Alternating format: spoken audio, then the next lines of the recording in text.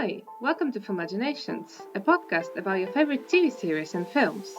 Every few weeks, I will cover a different one and take a deep dive into what happens on the screen and what my favorite moments are.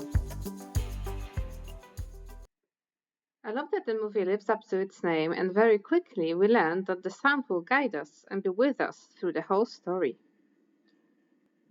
I have to say, I was gone for the movie from the very first scene with our two boys. Their meeting was very sweet, and it had a powerful impact on the characters, but also on me. We are given a very cute scene of David playing piano and singing, and Lionel being drawn to the song. The second he recognized it, he started smiling and stopped caring about the conversation at his table. He made an immediate decision to come up to the source of the music. Was it a good decision? Lionel will be asking himself the very question years later. I got really nervous when David told everyone to be quiet so Lionel could sing. It was very clear that he wasn't really ready to sing in front of all these people. But am I glad he did? I thought he was going to make an excuse and move on, but he actually started singing. It was painfully beautiful. And David adding piano to that was spot on. It gave me chills. David was mesmerized by Lionel's performance, so they spent the rest of the night by the piano. It was a pleasure to hear them singing and having fun. And I was very glad David told Lionel to walk him home and have some water. Subtle ways to get Lionel into his apartment. I think the water scene was iconic. So silly. I was laughing hard with them. We didn't get as many happy moments between them, so I cherished that scene. Some might say that this movie was predictable, but I was so invested and genuinely wanted to believe they will have a happy ending. So I kept thinking, what's gonna happen next? How is this going to end? At first I was disappointed we didn't get to see them connecting physically for the first time. That after the water scene, they just went into the room and that was it. No kiss, no touching. After watching the whole movie and rewatching that very scene, I believe not showing explicit sex scenes matches the aesthetics of the movie and the whole atmosphere. We got a few moments here and there in the end, but the movie was very toned and focused on their psychological intimacy, on their connection. We could focus on the looks they gave each other, on the words and sounds, which to me felt like the whole point of this cinematic piece. The morning after they spend the night together, Lionel wakes up alone at David's apartment and takes his time. He looks into David's soul by going through his apartment and his possessions. In this particular scene, we don't have any music playing, just birds singing, church bells ringing, paper rustling, floor creaking under Lionel's feet. Simply beautiful. I really enjoy the natural sounds in movies, where there is no background music, just normal sounds we would expect to hear in real life.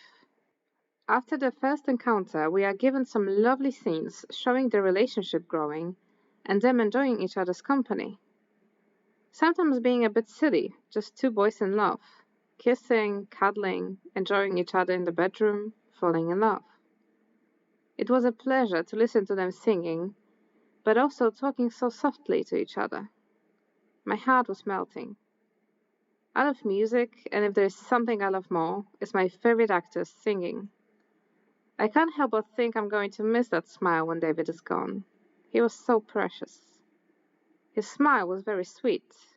However, it was also forced at times. It hurt hearing, "Everyone you know is going to die. You know that," from David, after I know what happens to him later. After the lovely, pure, joyful scenes, we are hit with reality of those years and men getting drafted. We jump to a heavy scene of Lionel saying goodbye to David after learning he has to go to war. The goodbye was very simple, not many words have been said. Right, send chocolates, don't die. There were no grand gestures, no hugs, no crying. They couldn't show much affection in public, of course. It was cold, but meaningful. We knew they'll miss each other. With David gone, Lionel has to come back home. I love the sounds of nature they give us while showing what Lionel will be surrounded with for some time. The nature was beautiful, but the overall situation Lionel found himself in was not. He found out his mother was sick, and not long after, his dad suddenly died. Lionel kept working on the farm, and then, after a long time, he finally got a letter from David. He got a position in Maine. He invites Lionel to join him and record songs for the college. They ought to meet on the 1st of January. And just like that, Lionel announces to his mom that he's leaving for a music project. His mom raises concerns for the farm and for herself. Lionel for sure knew this wasn't a good idea to leave her there. He copes by saying it's only for a while. But he knows he has to go. His heart tells him to go. There is a reason he left in the first place and didn't want to come back. Now he also has David. He needs to see him. Speaking of seeing David, I can't imagine how good it must have felt to see him in person after such a long time, after not knowing if he's even still alive. They don't talk much about what happened when they haven't seen each other. I mean, Lionel tries, but David is a bit dismissive. He smiles through his comments, but I'm sure it wasn't easy and his heart is heavy with the past events.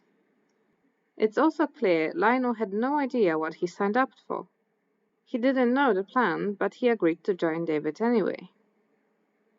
So now they start the journey and collect songs from other people.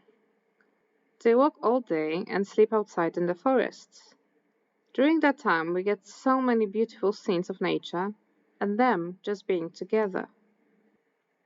I like how we see them cuddling, kissing each other, looking at each other with love. Most scenes are quiet, not much conversation. But this one time we see Lionel asking David about war. He's surprised David hasn't said anything yet. David is reluctant to share, but he summarizes his experience in one sentence. It's clear he's not the one to pour his heart out. He's carrying a lot of pain in his heart and he smiles through it. He is good at pretending and coloring the truth. It can also be seen when he convinces people to welcome them. Then he's a talker, not when it comes to his feelings and things that dig deeper. I admire how Josh created this character. I can really see David carrying a heavy weight of his dark thoughts and feelings, and how much he doesn't share with Lionel. Especially when they're on Malaga Island, and at some point David walks out of the house and camera focuses on him, his face, in the darkness of the night. There is pain written all over him. When they leave Malaga Island, they have the first argument that will change everything. Lionel suggests that David might not understand, and David gets angry. He tells Lionel he has no idea what he knows, what he's seen about how things work. And yes, there it is. Lionel doesn't know, because David never told him. It hurts because I can sympathize with David. I also have a hard time sharing with people, but at the same time I want them to know and understand my pain. But how can they? How can Lionel know what David has seen if he's never told him? This is the first night when they sleep separately. David decides to sleep outside and leaves the tent to Lionel. No more words are spoken that night. In the morning, the tension between them breaks as David sees his socks sewed by Lionel. They talk about the future and what they're going to do after they finish this project. As they discuss Lionel's options, he suggests going to work at the university David works at. David is not happy with the suggestion and is clearly trying to dismiss the idea of Lionel working with him in the same place. Watching the movie for the second time, I understand even better why he didn't want that. This project, the whole journey, was not assigned by the university. David lied about that. But also, as he clearly expressed, he wanted Lionel to do something greater in life. He believed Lionel had a talent that needed to be used. He said if he had such talent, he would leave and go sing in big cities all over the world. David clearly felt stuck in his life and wanted more, but maybe felt like he didn't have enough talent or skills. He was jealous of Lionel's gifts and was wondering why is he even in the woods with him? Why is he not aiming higher? Lionel didn't have much to say about that, just that earning good money would be great. But it seemed like he was happy with doing less important things as long as he could stay with David. At least that's what I thought watching this conversation. There is a certain distance between them, not only physical, from that moment on. Lionel can feel David is hurting and getting lost in his thoughts, and we can tell he wants to talk to David. The music also changes and shows us the sorrow and a certain pain that comes with their journey ending, and the fact that they'll have to say goodbye to each other, perhaps for good. There is a long silence between them when they're sitting at a train station. It looks like David just wants Lionel to go away. Lionel, on the other hand, is thinking what to say and seems to be hoping to be asked to stay. In the end, he asks David, "This summer?" And with his short answer, "Sure." He knows David is not being honest. Lionel, questioning David, asks, "Really?" and properly looks at him. David composes himself and gives him that beautiful smile one last time. I love how the actors played with their body language here. It really tells the story of the current situation between them. And I kind of knew they might not see each other for a while after that. But I had no idea what the director will hit us with. David gives Lionel his address on paper. Then they have one last moment with each other as David hums and takes Lionel's hands to his throat. Then the moment is broken as the train arrives and they know it's time to part ways. Lionel is so clearly heartbroken and doesn't want to go. David stands up first. They have one last, tight hug, and Lionel goes without looking back. His heart is breaking into pieces. David looks broken too, lost. We can see that he lets Lionel go with regret, and he wishes he could have said something. He seems to be torn between letting him go and running after him. Between something he made a decision to do and something his heart is telling him to do. His whole posture shows how much it affects him. He's shaking. He can barely breathe. And just like that, we jump to Lionel in Rome in 1923. We hear him say that he sends David a letter every month since the trip ended. He never got an answer to any of them. He stopped sending them in spring of 1921. So they haven't been in contact for years now. The movie focuses on Lionel's life, and we are yet to see what happened with David. We see Lionel singing in a choir in Italy, something David suggested years back. But we also learn that it doesn't satisfy him. He has a man he likes and a good career. But this life is not fulfilling. He's bored. So when he gets a position in England, he decides to take it. In 1924, we see him working as a conductor in Oxford. Looks like he found himself a girlfriend there, and at some point he goes to meet her parents. It seems like he was enjoying himself to a certain degree, having this life, but there was also a hint of him being unhappy and not truly himself in all that. Then a hint turned into a clear sign. As he walks alone in the dark in the house, we, as an audience, hear one of the songs that connected him and David. And then when Lionel sits by the piano, we hear David's voice as Lionel's memory. We hear one of their conversations about life and family. I think this part of the movie was beautifully executed. How we see Lionel sad, in the dark, just looking ahead, clearly lost in thought. And we hear the conversation as it plays out in his head. And we also get a glimpse of David from the time this conversation took place. I felt like I was sitting there with Lionel and remembering what happened with him. And then Lionel lays on the floor, holding himself, exhaling deeply. Life goes on after that, but one day Lionel gets a letter stating his mother's sick. She's dying. And just like that, he tells his girlfriend he's leaving. He doesn't ask her to go with him. He doesn't budge when she tells him to stay. He's going, period. So he's back at the farm, but it's completely empty. His mom is gone. He stays there a while, eating, cleaning, sleeping, remembering her. When he goes for a walk, he stops at the house nearby as he hears his neighbors sing. He enjoys their music and sits down with them to eat and chat. As Lionel is walking away from the house, we get another jump to his moment with David, when they were in the woods. It's clear he misses that and yearns for David and the time they had together. Even after all these years, he thinks about him. Especially since he doesn't know what happened with him. Why did he never reply? Lionel makes a decision. He leaves his mom's house and drives to Maine. He goes to the university where David works. He wants answers. He wants David. When he asks about him, he hears one of the teachers refer to him in a past tense. And that's when it hits me. And hits Lionel as he slowly finds out that David died years ago. It's incredible how we can see the emotions going through Lionel. The disbelief. It's hard for him to breathe. He hears the date, 1920, and he knows. He knows David died the very same year they said goodbye to each other.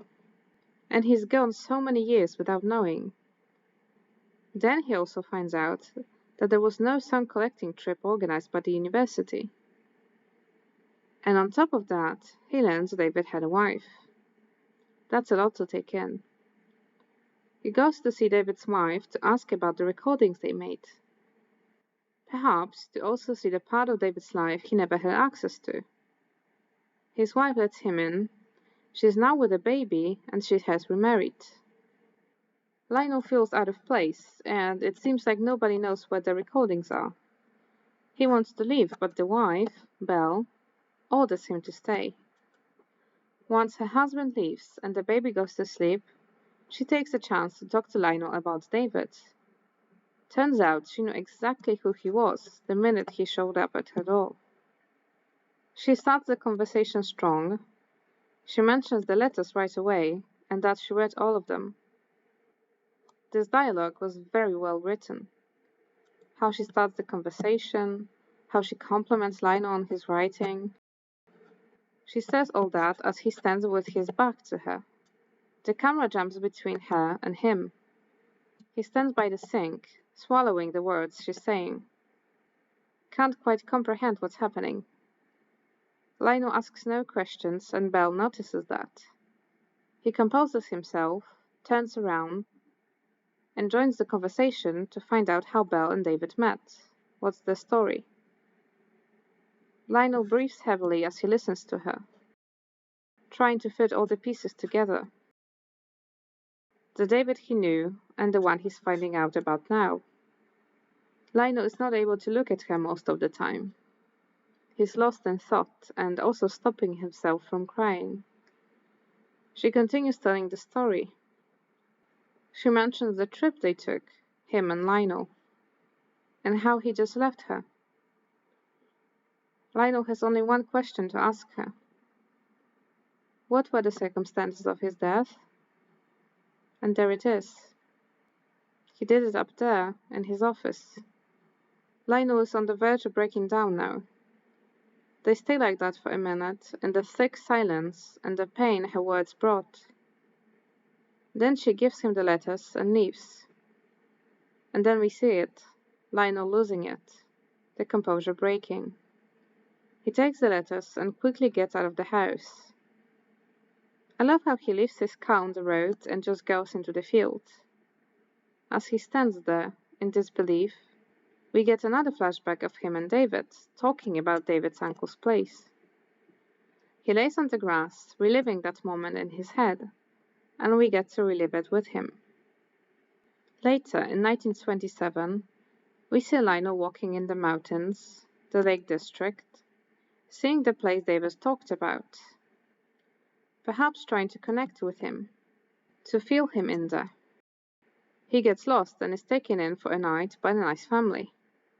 It was so deep when he told them, No, I'm here alone. Because he doesn't just mean here, in Lake District. He means here, on Earth, in this life. I'm alone. His parents are dead, his lover is dead, he has no one. He goes to sleep as David's voice comes up once again. The next day he just keeps walking, and we stay in the same place with the camera, watching him walk away. As we head towards the end of the movie, we land in 1980, and Lionel talking about a book he wrote. A book about song collecting, musicians, their lives and journeys.